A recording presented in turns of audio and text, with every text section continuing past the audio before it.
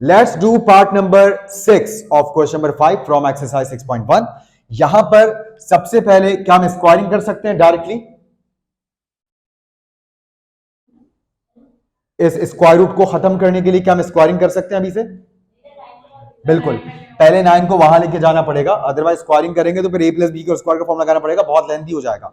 ठीक है, तो यहां पर सबसे पहले हम 9 को उठा के वहां लेके जाएंगे, तो under root x is equal to 7 minus 9, under root x equal to 7 minus 9 minus 2 बनेगा। Well done. अब स्क्वायर रूट खत्म करने के लिए स्क्वायरिंग ऑन बोथ साइड्स, जब आप अंडर रूट एक्स पर भी स्क्वायर लगाएंगे और -2 पर भी स्क्वायर लगाएंगे तो यहां स्क्वायर से स्क्वायर रूट कैंसिल, और इधर से स्क्वायर से माइनस साइन खत्म, और 2 का स्क्वायर क्या आ जाएगा? 4। सो फाइनली हमारे पास x की वैल्यू 4 आ चुकी है, और अब हम वेरिफिकेशन करेंगे। तो वेरिफिकेशन की हेडिंग आ गई, और उसके बाद अब जहां सवाल में x है वहां x की वैल्यू 4 पुट करके चेक करेंगे कि क्या left hand side right hand side के बराबर है। तो अंडर रूट एक्स यानी कि under root 4 plus 9 equal to 7, under root 4 2 बनेगा, square root of 4 2 plus 9 is equal to 7, 2 plus 9 11 is equal to 7। No, in fact it is not equal to 7। इसका मतलब क्या हुआ? Not verified. मतलब ये धोखेबाज जवाब निकला 4। ठीक है, ये 4 यहां पर सॉल्यूशन सेट में लिखने के लिए एक्सेप्टेबल नहीं है। तो अब आप क्या लिखेंगे सॉल्यूशन सेट में? कुछ भी नहीं। और याद रखिएगा, अगर आपने ये नहीं लिखा ना इस तरह से, आपके नंबर कट जाएंगे। यानी कि चेक करने में समझेगा आप कंफ्यूज हैं कि वेरीफाई हुआ नहीं और सॉल्यूशन सेट आपने बनाया नहीं। ठीक, तो अब आपने यहां लिखा सॉल्यूशन सेट और एम्प्टी सेट बना दिया, यानी कि इस इक्वेशन का कोई सॉल्यूशन नहीं है। और जो सॉल्यूशन आ रहा है उसमें कोई गलती नहीं है, या एक्स की वैल्यू जो 4 आई है ये करेक्ट सॉल्यूशन से आई है। ठीक, मगर यही वो धोखा है जो स्क्वायर रूट के केसेस में हो जाता है, और इसी वजह से वेरिफिकेशन करनी पड़ती है कि बाज़ औकात जो जवाब हमारे सामने होता है, जो जवाब हमारी आंखों को दिख रहा होता है, वो एक्चुअली में जवाब नहीं होता। लेकिन वो हमें कैसे पता चलता है? उसको चेक करना पड़ता है। ठीक, जैसे एक मुख्तलिफ यानी के लोगों के अकायद है ना, कॉन्सेप्ट्स हैं। ठीक, कि रात को जो है वो, और ऐसा होता भी है वैसे, कि जिन जो है वो इंसान बन के घूम रहा है। ठीक है, कोई अच्छी खूबसूरत सी लड़की खड़ी हुई सड़क पे लिफ्ट मांग रही है, मगर वो चुड़ैल हो सकती है, ऐसा होता है ना। और वो उसने फ्रॉक भी इतनी लंबी पहनी कि पैर भी नहीं उसके चेक हो रहे, कि जो वो उल्टे हैं सीधे हैं, जो बंदा पैर देखकर ही समझ जाए कि यार मामला क्या चल रहा है। ठीक, तो लोग बताते नहीं, तुम ये देखो कि उसका साया है कि नहीं है। अगर साया है तो समझ जाओ कि इंसान, और अगर साया नहीं तो समझ जाओ कि मामला गड़बड़ है। अब रात को साया कहां से लाएगा कोई? ठीक, तो बहरहाल मेरा तो है ना। हाँ है, थैंक्स है। लेकिन मैं आपको एक बात बताऊं, जो भी इंसान के रूप में आएगा तो जाहिर बात है वो जब इंसान का रूप बन गया तो उसका साया भी बनेगा, जाहिर सी बात है। क्योंकि अगर उसमें से लाइट आर पार हो जाए तो बाय साइंटिफिक लॉज हम उसको देख ही नहीं सकते। यानी कि जिस चीज में भी लाइट की मतलब 100% रिफ्रैक्शन हो रही है ना, इस पर हवा, ये जो हमारे और आपके दरमियान में जो इस पर स्पेस में क्या है? हवा है। ठीक है, इसको हम नहीं देख पा रहे, क्यों? क्योंकि इसमें 99.99% रिफ्रैक्शन है, 0.001% थोड़ी बहुत रिफ्लेक्शन होगी। यही वजह कि आपका इमेज मेरे लिए थोड़ा सा धुंधला होगा और आपके लिए मेरा इमेज थोड़ा सा धुंधला हो सकता है। यही वजह कि जब बारिश होती है और धूल हवा में से साफ होती है तो हमें और ज्यादा क्लियर विजन के साथ चीजों को देखने का मौका मिलता है। ठीक, तो जिस चीज में से भी रिफ्रैक्शन हो रही हो लाइट की, वो चीज फिर हमें दिखेगी नहीं। जैसे जिन्नात, उनमें मुकम्मल रिफ्रैक्शन चल रही है इस वक्त।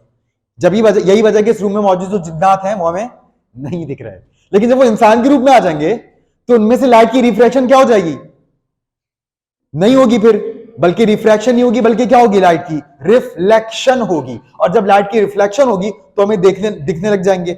और जब उन जिन्नात पर लाइट की रिफ्लेक्शन होगी तो वो लाइट का रास्ता रोकेंगे, और जब लाइट का रास्ता रोकेंगे उनका शैडो भी बनेगा।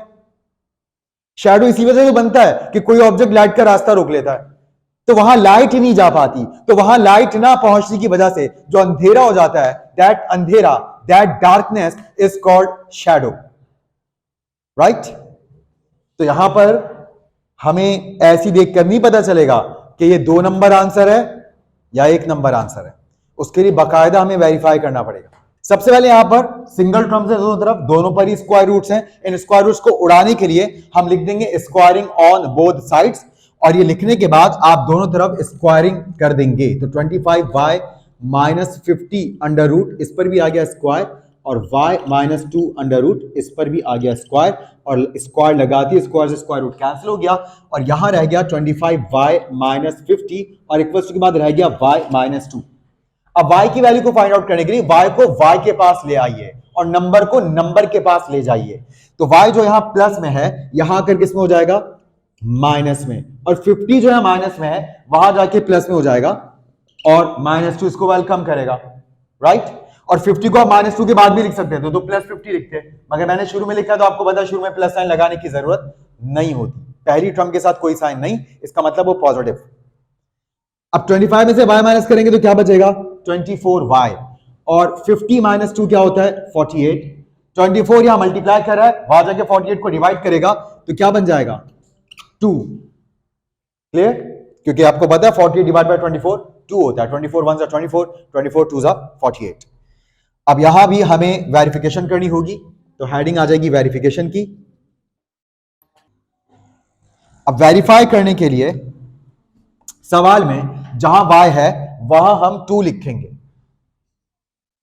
तो 25 y की जगह 2 आ गया, माइनस 50, और इक्वल्स 2 के बाद यहां पर भी y की जगह 2 आ गया, माइनस 2। 25 2 का क्या होता है, 50, और 2 माइनस 2 क्या होता है, 0।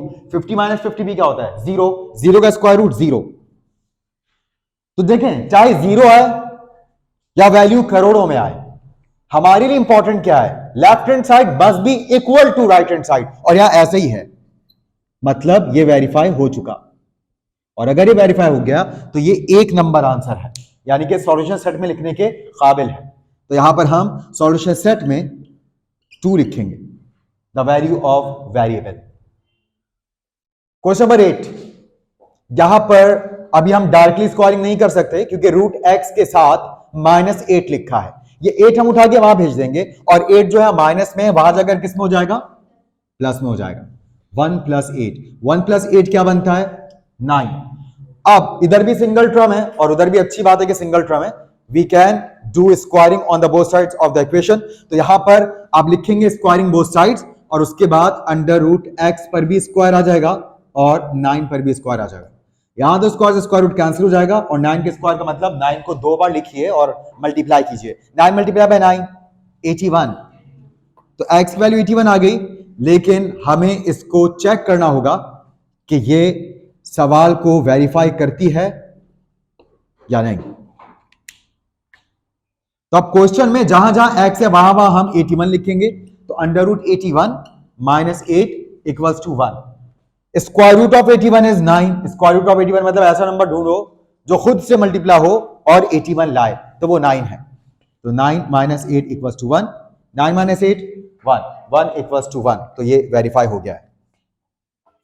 और इसके वेरीफाई होने का मतलब जो x की वैल्यू है वो सॉल्यूशन सेट में लिखी जाएगी। तो सॉल्यूशन सेट बनाया आपने और इसके अंदर लिख दिया 81। Let's do the last part. इधर अच्छा है अगर आप ये जो 10 मल्टीप्लाई कर रहे हैं रूट से बाहर है, उसको उठा के पहले वहां ले जाए। तो 10 इधर मल्टीप्लाई कर रहा है, वहां जाकर क्या करेगा, डिवाइड करेगा। तो x plus 20 is equal to 100 divide by 10। 100 divide by 10 कितना होता है, 10 1 जा 10, 10 10 जा 100, तो ये 10 होता है। अब आप लिखेंगे स्क्वायरिंग बोथ साइड्स, और उसके बाद अंडर रूट x प्लस 20, इस पर भी आएगा स्क्वायर और 10 पर भी आएगा स्क्वायर। तो यहां तो स्क्वायर से स्क्वायर रूट कैंसिल हो गया और x प्लस 20 रह गया। 10 के स्क्वायर का मतलब 10 multiply by 10, it will be 100, और 20 जो इधर प्लस में वहां जाकर किस में हो जाएगा, माइनस में, और 100 माइनस 20 क्या होता है, 80 होता है। तो वैल्यू तो आ गई, but we have to verify it now. यहां पर वेरिफिकेशन करने के लिए सवाल में जहां जहां x आ रहा है हम वहां वहां 80 पुट करेंगे। तो 10 है सबसे पहले, फिर स्क्वायर रूट है, फिर x है, मगर हम x की क्या लिखेंगे, 80, फिर प्लस 20 है, और इक्वल्स टू की उस तरफ 100। अब 80 प्लस 20 क्या बनेगा, 100 equals to 100। Square root of 100 क्या बन जाएगा, 10, और ये जो 10 स्क्वायर रूट आया ये पहले से मौजूद 10 से जो मल्टीप्लाइंग फॉर्म में मल्टीप्लाई होगा। 10 इंटू 10 क्या बन जाएगा? 100। 100 इक्वल्स टू 100। यूं ये वेरीफाई हुआ, और यहां पर भी हमारे पास जो जवाब आया वो हम सॉल्यूशन सेट में लिखेंगे। That's all. So we have just completed exercise 6.1. इंशाल्लाह नेक्स्ट एक्सरसाइज को हम नेक्स्ट एपिसोड में शुरू करेंगे। तब तक के लिए अल्लाह हाफिज।